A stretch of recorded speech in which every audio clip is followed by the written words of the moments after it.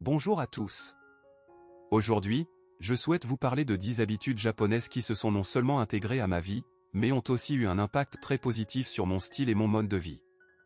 On me demande souvent, comment arrives-tu à travailler pour ton compte, gérer ton emploi du temps et tout organiser, ou, pourquoi manges-tu autant sans prendre de poids? C'est un véritable secret japonais.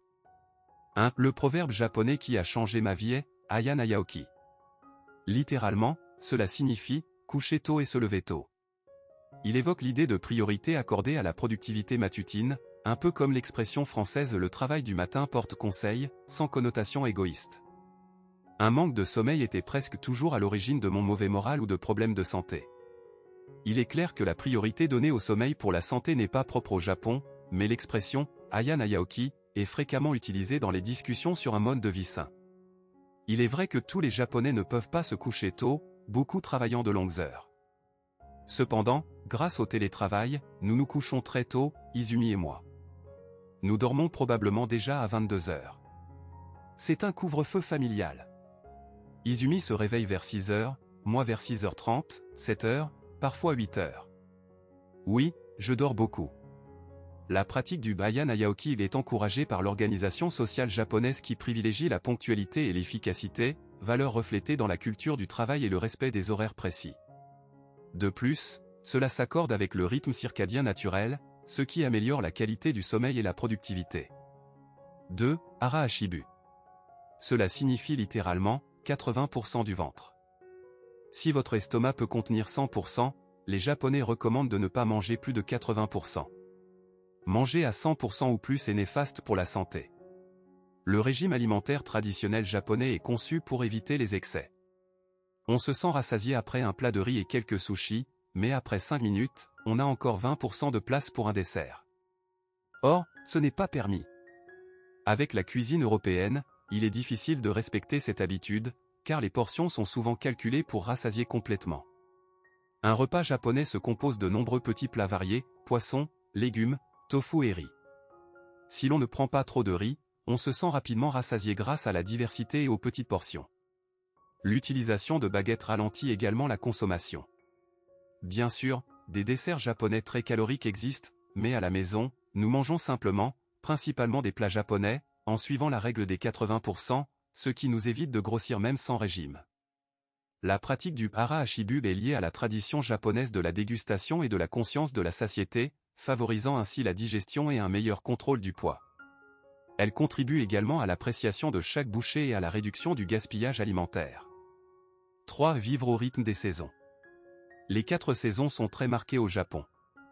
On pourrait me demander si d'autres pays n'en ont pas 4.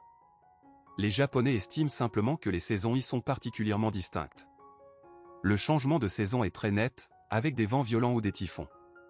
Chaque saison a ses particularités, légumes et fruits de saison, événements et activités spécifiques, plats traditionnels. En été, on mange des nouilles somen froides, en hiver, du nabe, une soupe chaude. Les Japonais apprécient chaque petite nouveauté saisonnière, douceur printanière au sakura, contemplation des hydrangées, des feuilles d'érable momiji, illuminations automnales des temples. J'ai adopté cette habitude, ce qui permet une attente constante et agréable, une véritable anticipation des plaisirs saisonniers. Je ne mange désormais que des fruits et légumes de saison, ce qui est facile au Japon, car la plupart des magasins proposent des produits locaux, souvent cultivés en plein champ et non en serre.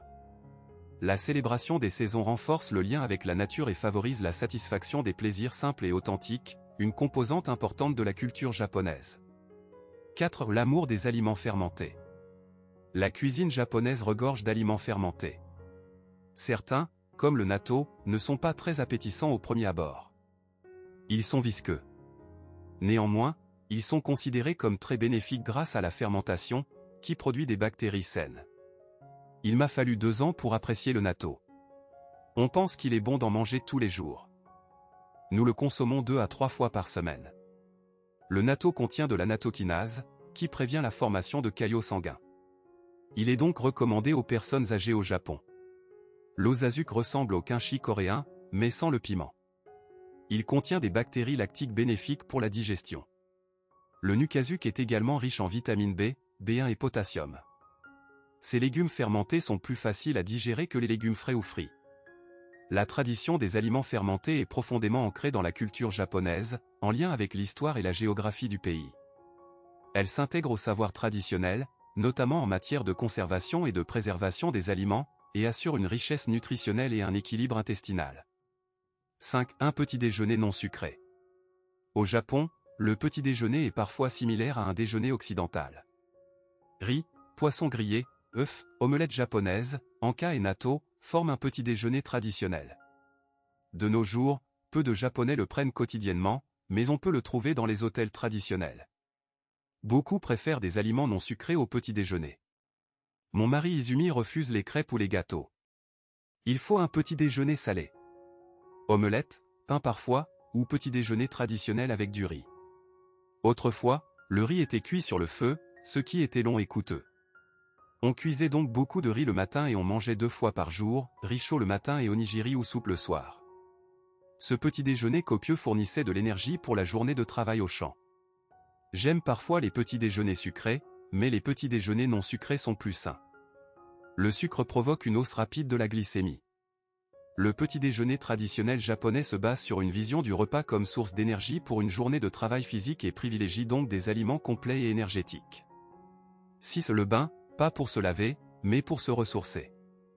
Les Japonais ne se lavent pas dans la baignoire, ils se douchent, puis prennent un bain chaud pendant environ 10 minutes. C'est pourquoi, comme dans les animes, parents et enfants prennent le bain ensemble ou à tour de rôle, l'eau étant considérée comme propre. Ce n'est pas toujours le cas, mais cela arrive. Cette habitude provient de la culture des onsens. Le Japon compte de nombreux volcans et sources chaudes naturelles, souvent publiques. Comme dans une piscine, on se lave avant d'y entrer et on profite ensuite de l'eau thermale, de la vapeur et du paysage. Pour les Japonais, le bain n'est pas un lieu de lavage, mais un substitut au onsen. On vend même des sels minéraux d'onsen pour la maison. Mon mari utilise le bain pour se ressourcer après une activité physique ou mentale, pour clarifier ses idées. La pratique du bain est liée à une perception du corps et à un respect pour l'eau, avec une dimension relaxante et spirituelle. Elle contribue à la détente et au bien-être quotidien, à l'image des traditions liées au onsen. 7. Le danshari. Littéralement, cela signifie « l'art de jeter les choses ». 3 idéogrammes composent ce mot. Le premier, danjiu, signifie refuser résolument le superflu. Le second, shagyu, signifie jeter les choses inutiles. Le troisième, anaru rijiu, signifie se libérer des attachements. On ne se débarrasse pas seulement des objets, mais aussi de l'attachement émotionnel.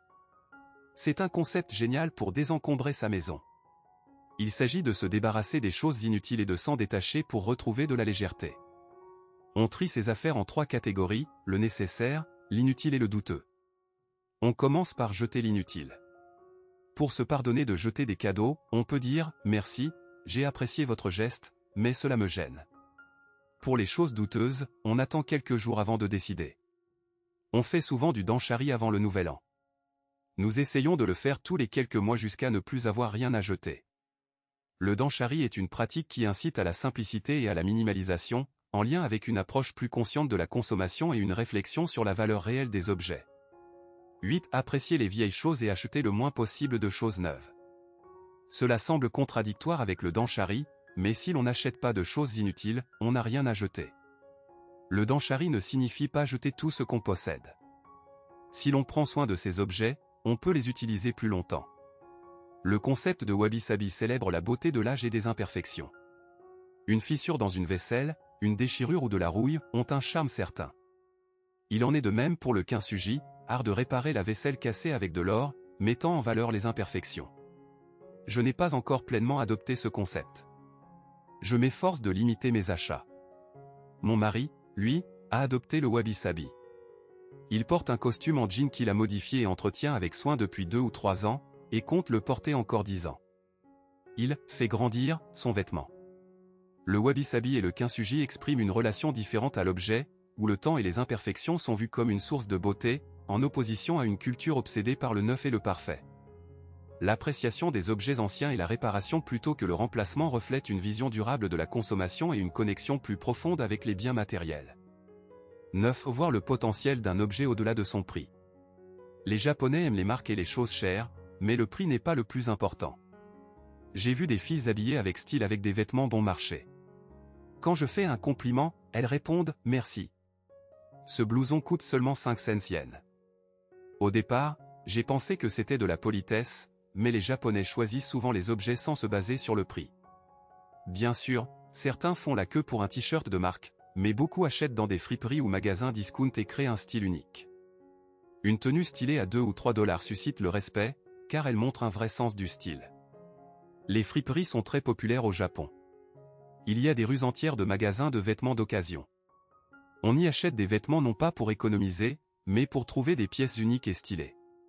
Cette approche valorise la créativité et le style personnel plutôt que le statut social lié aux marques de luxe, illustrant la diversité des modes de consommation au Japon. 10. L'ikigai. Ce mot est devenu si populaire auprès des étrangers que cela me fait un peu peur. Le livre « Ikigai » d'un auteur japonais a connu un grand succès international. Le mot est utilisé partout, parfois en ignorant son sens originel. L'ikigai est pourtant un concept simple présent dans la vie quotidienne des Japonais. Il est représenté par 4 cercles qui s'intersectent, ce que vous aimez, ce que vous savez faire, ce pourquoi vous êtes payé et ce dont le monde a besoin. L'intersection des 4 représente l'ikigai. Ce n'est pas exactement le sens de la vie, ni un simple hobby. On dit que le concept d'ikigai existe depuis l'époque Heian, période où la vie était difficile. Il servait de soutien et d'incitation à vivre. Aujourd'hui, si vous demandez à un Japonais quel est son ikigai, il vous regardera comme un étranger étrange.